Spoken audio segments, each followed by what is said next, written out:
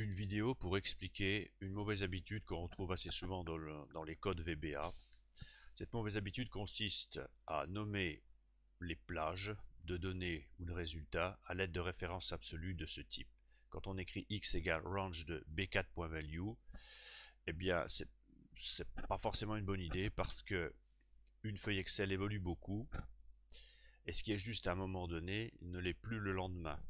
Donc si la donnée que vous avez envie de lire n'est plus en B4, peut-être en B5, suite à une modification, eh bien cette instruction devient fausse. Or, dans un code de VBA, lorsqu'il y a un grand nombre de telles instructions, eh bien les sources d'erreurs et d'incohérences deviennent très nombreuses et ensuite les corrections qu'on va devoir faire dans le code vont être désagréables et puis elles seront justes à un certain moment et puis deviendront de nouveau fausses dans l'avenir. Alors, une bonne façon de se prémunir de ça, sans que ce soit non plus une solution parfaite, c'est de nommer les plages de données. Alors, je vais proposer un exercice très simple sur calcul de l'évolution d'un stock à partir d'un stock initial, à partir d'une date de début et de fin. On va considérer que la demande concernant le produit suit une loi normale de moyenne petit m d'écart type C. Et puis on va considérer que tous les jours on a une livraison d'une certaine quantité Q et on va en fait observer l'évolution du stock.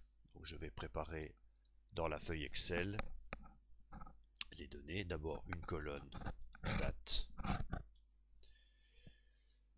une colonne pour les demandes, une colonne pour les livraisons, une colonne pour connaître l'état du stock.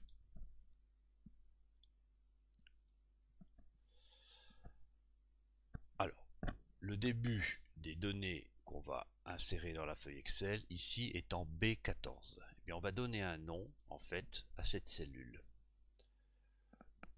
Je vais faire un clic droit, définir un nom et on va l'appeler Deb.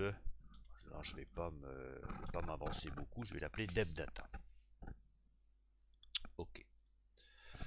Ensuite, on a besoin d'un certain nombre de paramètres. On a besoin du stock initial.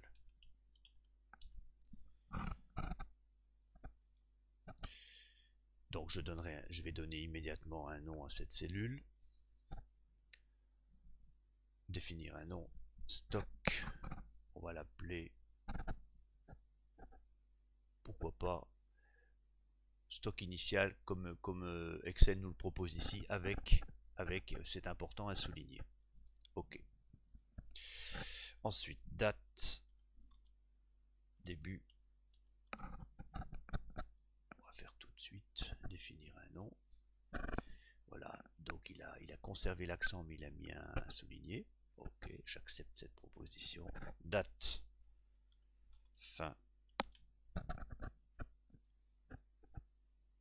définir un nom. Ok.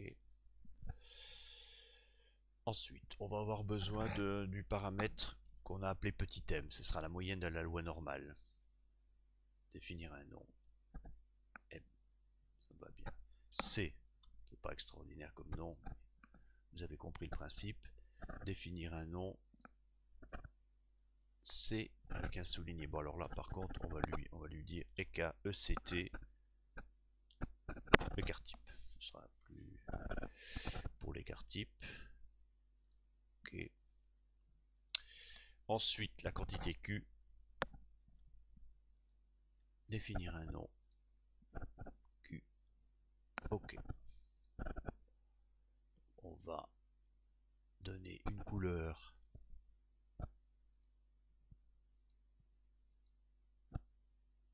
Voilà.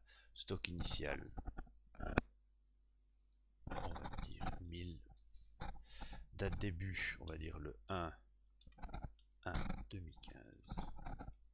Date fin 15 1 2015. La moyenne de la loi normale, par exemple 10, écart type 5, Quantité livrée tous les jours, 10. Voilà. Donc, on a donné déjà pas mal de noms. On a donné un nom pour cette cellule-là et pour toutes ces cellules-là. Si on a besoin d'un récapitulatif, on ira dans Formule, Gestionnaire de noms. Donc ici, on a tous nos noms qui sont proposés. Je vais faire une copie d'écran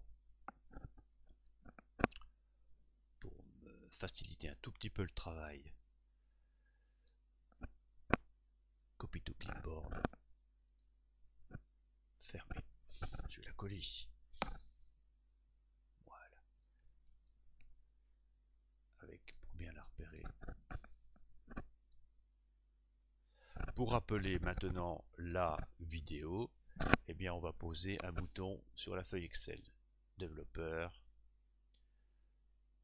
Insérer un contrôle ActiveX, un command button. Je vais le poser ici. Clic droit, propriété.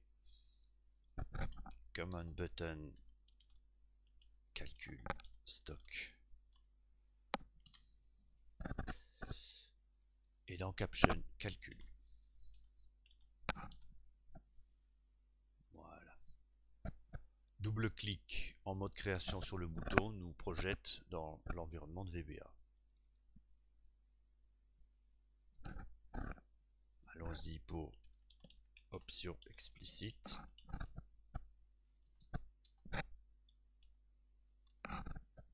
Oh non, c'est pas. Alors là, je suis honteux.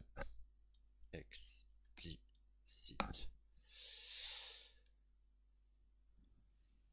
Ensuite, on va avoir besoin de quelques variables. On va avoir besoin d'une date courante qu'on va appeler D, dim D as date. On va avoir besoin d'une variable pour la demande, dim dem demande as double. On va aussi avoir besoin dim livraison. On va le prendre aussi de type double. On va avoir besoin d'une variable pour le stock. On verra s'il nous en manque. Dim stock as double. Ensuite, on va avoir aussi besoin d'une date de début, date deb as date, date fin as date.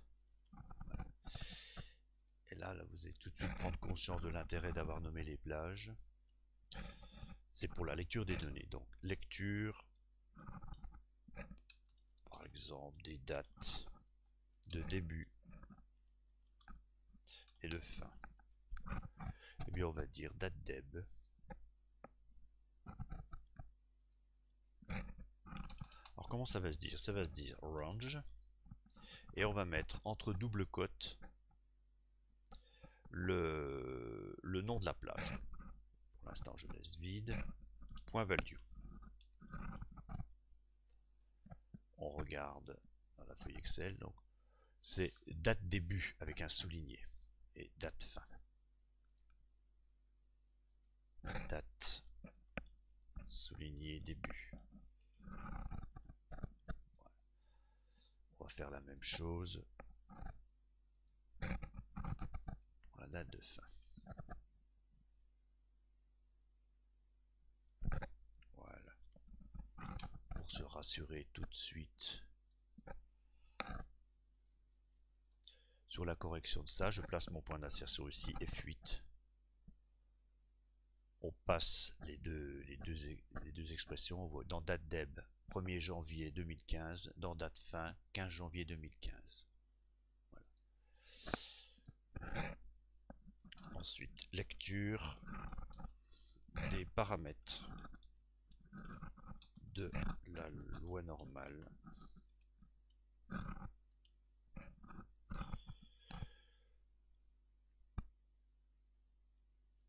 Donc on va en avoir besoin. On va les mettre ici. Dim moi as double ECT as double. Donc on va dire que moi est égal à une écriture de ce genre.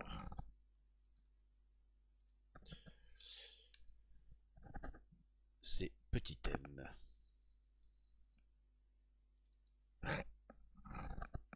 Voilà. Ensuite, ça je vais pas le faire comme ça. On va prendre l'instruction complète. ECT. Je vérifie pour qu'il n'y ait pas de faute d'orthographe. ECT avec un grand E.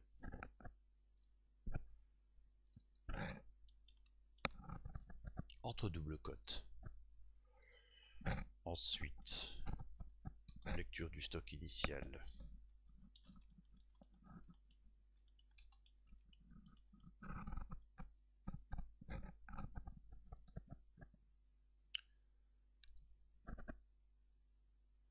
Donc c'est stock initial avec un souligné. Je prends une instruction de ce genre.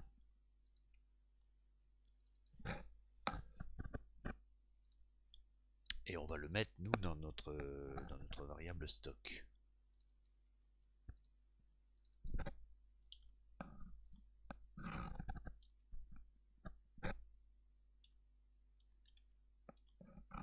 Voilà, alors évidemment. Voilà.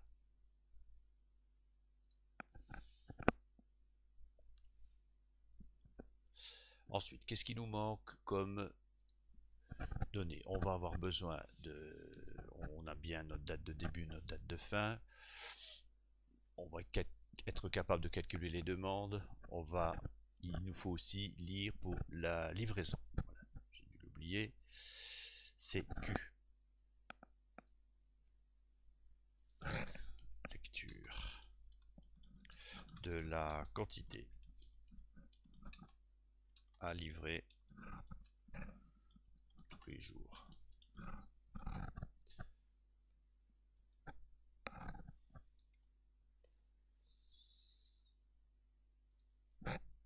Livraison.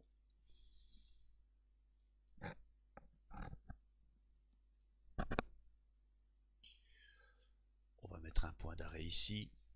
On va tester immédiatement notre fonction. Alors, date deb, c'est bon. Date fin, c'est bon. Moi 10, ECT 5, stock 1000, livraison 10. Voilà, nos données sont correctes.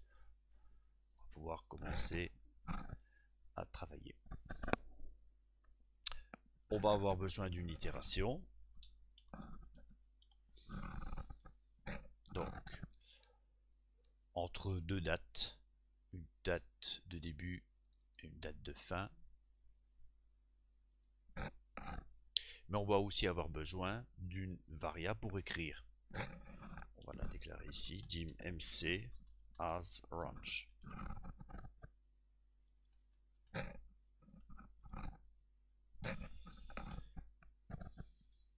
Voilà. Donc on va positionner une variable d'écriture mc sur le coin supérieur gauche de notre matrice de résultats. 7mc égale range. Alors j'ai dû l'appeler deb data. Range de deb data. Je vérifie. Deb data tout collé ici, grand D, grand D. Voilà. Bon.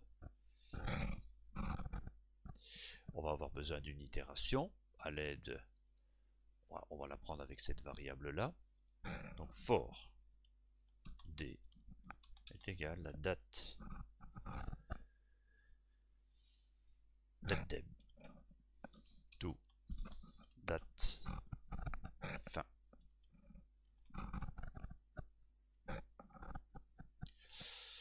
On va calculer la demande. Donc on va dire que c'est à partir de worksheet function, worksheet function point norme norme inv.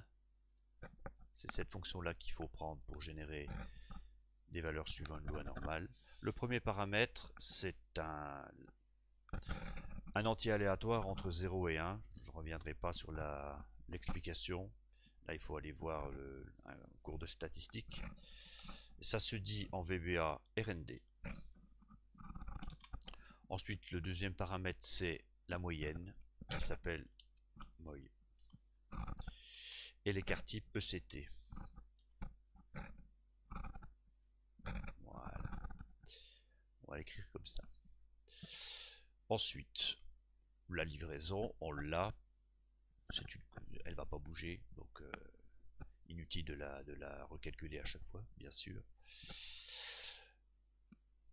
On va tout de suite terminer notre itération, donc next. Ici. Voilà. Alors, il ne faut pas oublier qu'on a positionné une variable ici en B14. On retrouve le nom bien évidemment ici, debdata. Donc on va insérer la date, la demande, la livraison et on calculera le stock.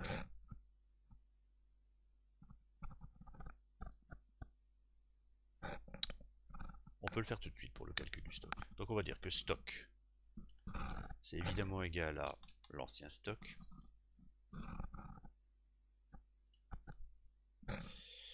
moins la demande plus la livraison qui n'a pas bougé. Voilà. Là maintenant on a tout pour insérer. Donc on va dire que mc.value, c'est-à-dire le début de notre ligne, eh bien c'est notre variable d'itération, c'est D. On va mettre un commentaire, insertion de la date courante. Ensuite, insertion de la demande. Donc on va dire que mc.offset,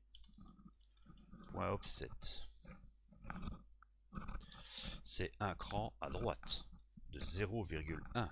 Column offset, oui c'est ce paramètre là qui est en gras parce que je suis en train de l'écrire, c'est un cran vers la droite par rapport à la date. Point value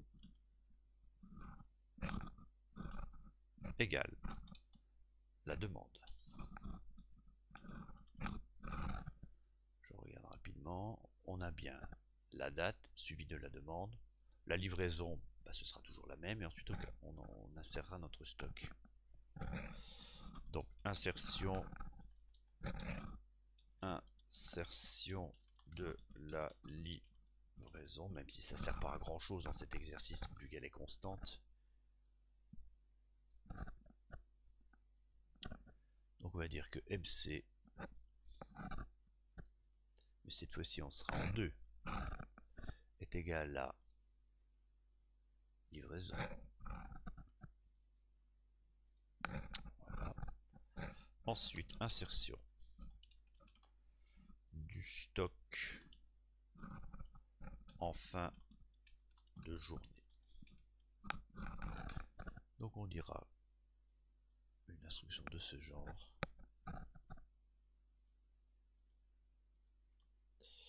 C'est un 3. Et c'est notre variable stock. Voilà.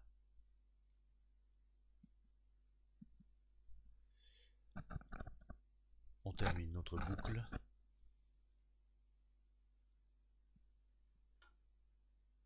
On sauvegarde. Et on teste. Évidemment, il y a un petit bug que je fais en direct, c'est qu'on a oublié de passer la ligne. Donc passer à la ligne suivante. Ça se dit ici, avec la logique que j'ai retenue, 7mc égale lui-même point offset de 1,0. Voilà, ça devrait être moins faux.